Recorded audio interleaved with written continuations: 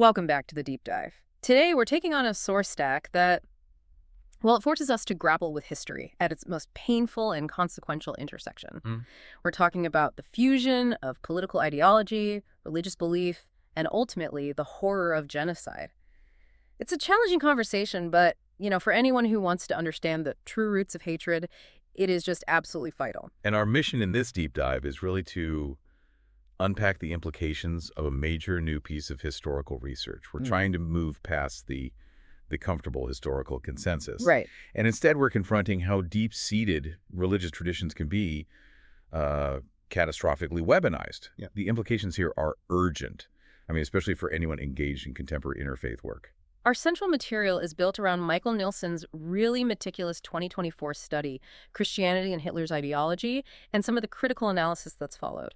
And Nilsson isn't just suggesting a minor revision here. He is arguing for a truth so uncomfortable that, frankly, many scholars have long resisted confronting it. And that uncomfortable truth is really the foundation of our entire conversation today.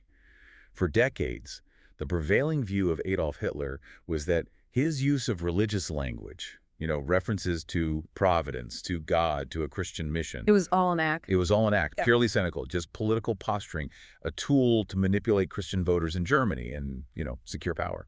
So if that traditional view was that Hitler was just an opportunist, a secular nihilist who used religion as a mask, what is Nilsson actually arguing? He argues that this separation is just fundamentally mistaken.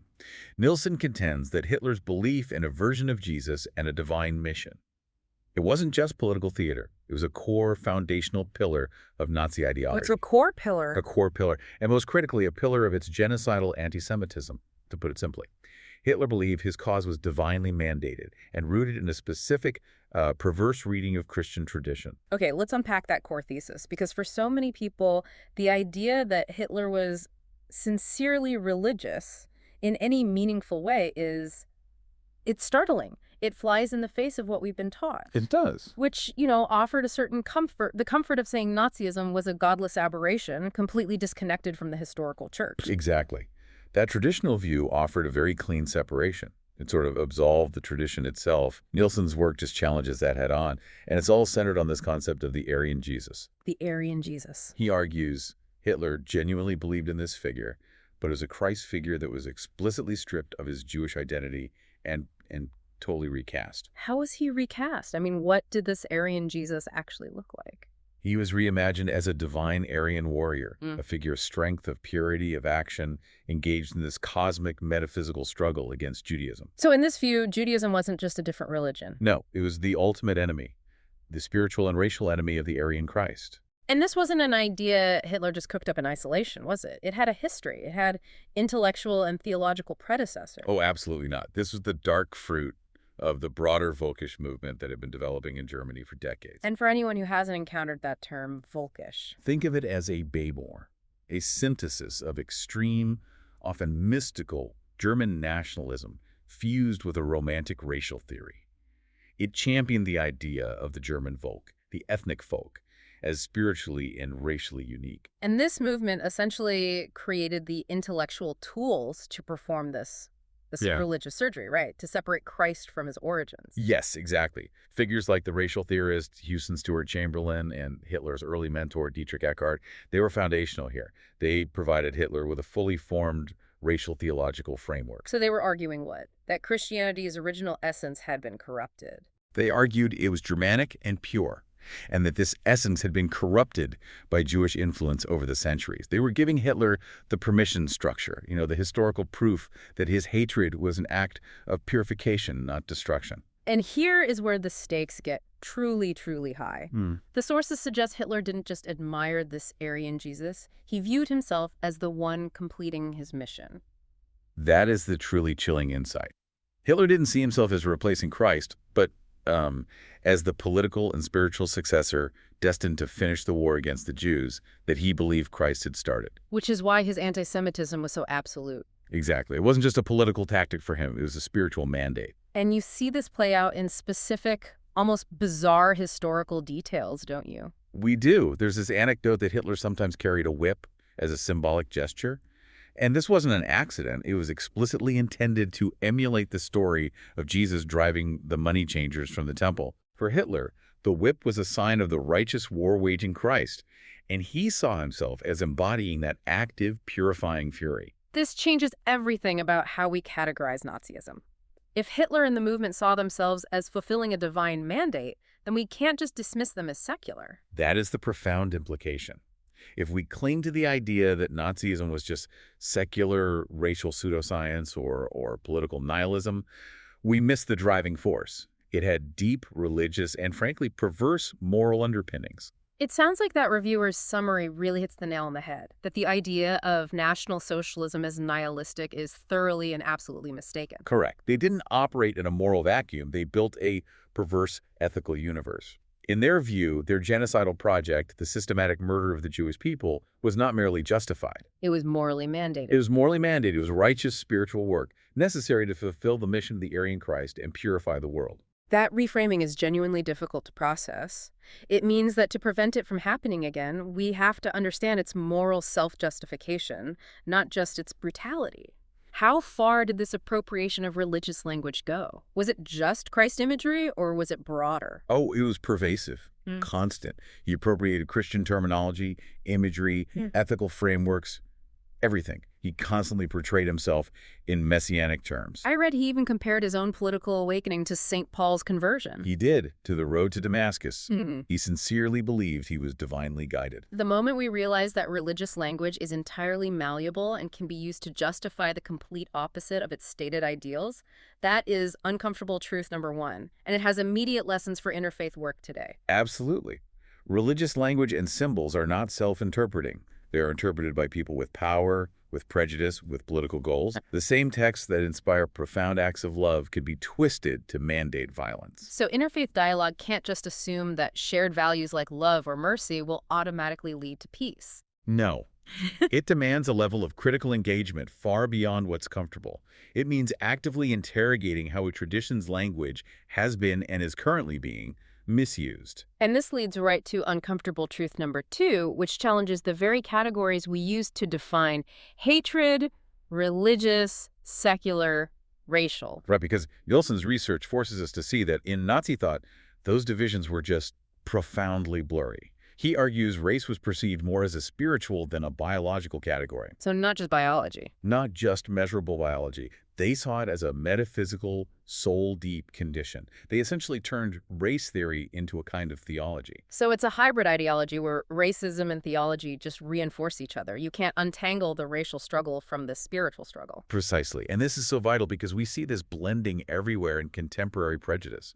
Think about modern antisemitism, which often fuses theological conspiracy theories with racial tropes, or Islamophobia, where fears are rooted in a complex mix of theological concerns, cultural stereotypes, and nationalist politics. And when you look at that kind of blended prejudice, an effective interfaith response has to address all of those interwoven dimensions. You can't just treat them as isolated categories. You can't. And the work requires historical clarity, which brings us to our third section, the non-negotiable reckoning. Confronting this history is mandatory, even when it involves acknowledging deep failures within your own tradition. And we do have to acknowledge the complexity here, right? The complicity versus resistance. The reviewer, Barshiski, noted that while Nilsson emphasizes the Christian roots of Hitler's personal ideology, the Nazi regime also systematically persecuted churches and clergy who resisted them. And that is the essential nuance we have to hold. Nazi ideology successfully appropriated the raw material of pre-existing Christian anti-Semitism, the centuries of anti-Jewish teachings, and they persecuted those Christian institutions and individuals who opposed their political authority. Both are true. So the takeaway for Christian communities specifically is that they have to grapple with how their tradition's long history of anti-Jewish teaching provided the theological groundwork for Nazism. Yes, even as heroic individuals within that same tradition offered resistance. The theological tradition itself requires scrutiny. And this responsibility is universal. It's universal. Every religious community has to wrestle with this. Muslim communities have to address how their classical texts are weaponized by extremist groups, even though the vast majority of Muslims reject that violence. The responsibility is to examine the potential for abuse within the tradition itself. Let's put this into a historical context. Post-Holocaust, there were massive theological changes, particularly in Christian communities. We often cite the Catholic Church's 1965 declaration, Nostra Aetate. For anyone who may not be familiar, what was the seismic shift there? Nostra Aetate was just monumental.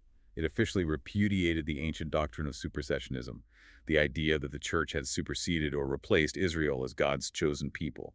It acknowledged the spiritual bond between Christians and Jews and definitively rejected the idea that Jews bore collective guilt for the death of Jesus. That was huge progress, but what Nilsson's research suggests is that this work can't just stop there. Precisely. Because Nilsson characterizes the Aryan Jesus as a horrifying mutation. It wasn't some random event. It emerged from the broader currents of Western religious thought, which had long created space for anti-Jewish sentiment. If that mutation can emerge from the tradition needs to be robustly protected against any future distortions. Which leads directly to the question of practical response. If the stakes are this high, if this perverse theology built the groundwork for genocide, what are the imperatives we have to pursue today? The first imperative has to be theological clarity and integrity. For Christian communities, this means continuing to explicitly and unapologetically reject any interpretation of Jesus or Christian teaching that delegitimizes Judaism or the Jewish people.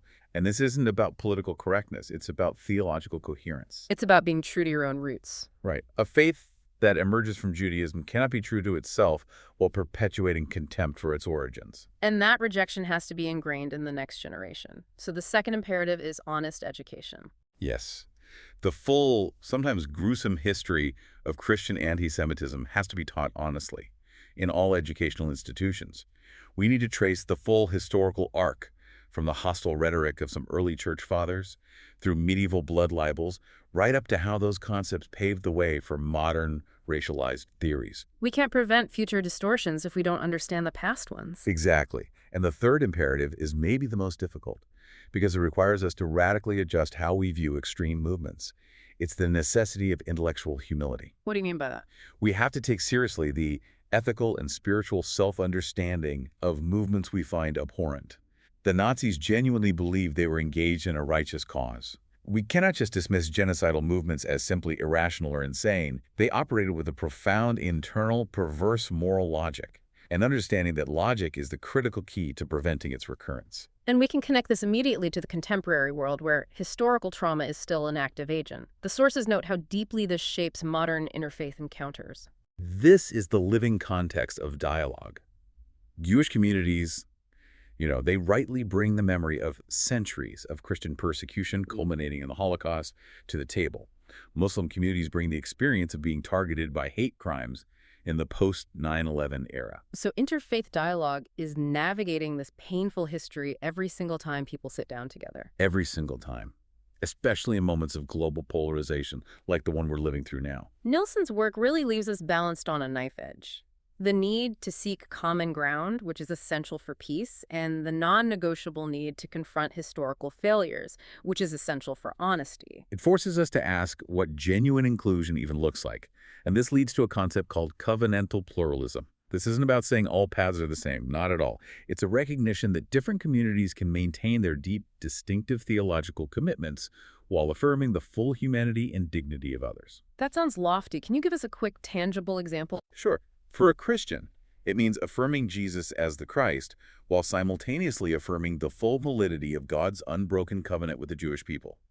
For a Muslim, it means believing the Quran is the final revelation while respecting the integrity of other traditions as distinct spiritual paths.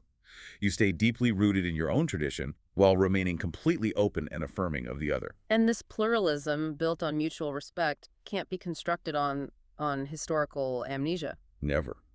It requires painful, humbling memory of how traditions have failed, creating those horrifying mutations like the Aryan Jesus. But there is a positive conclusion here as well, isn't there? There is.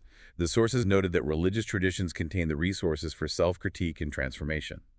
The monumental post-Holocaust renewal in Christianity proves that profound change is possible. The same scriptures that were twisted to justify genocide also contain explicit, unwavering calls for justice, for love, for radical compassion. So the ultimate test, then, is not whether the resources for hate exist, but which interpretations a community chooses to privilege, to reinforce, and to teach. That's the entire game. This deep dive has shown us the dark consequence of fusing political power with a distorted spiritual mandate. It's what we want to leave you with today. While the historical resources for self-critique and transformation exist within all major traditions, the question is how we safeguard them. How do we structure our communities and our education today to ensure the resources for justice and love permanently outweigh the potential for distortion and hatred? We've given you a lot to process. Thanks for taking this deep dive with us.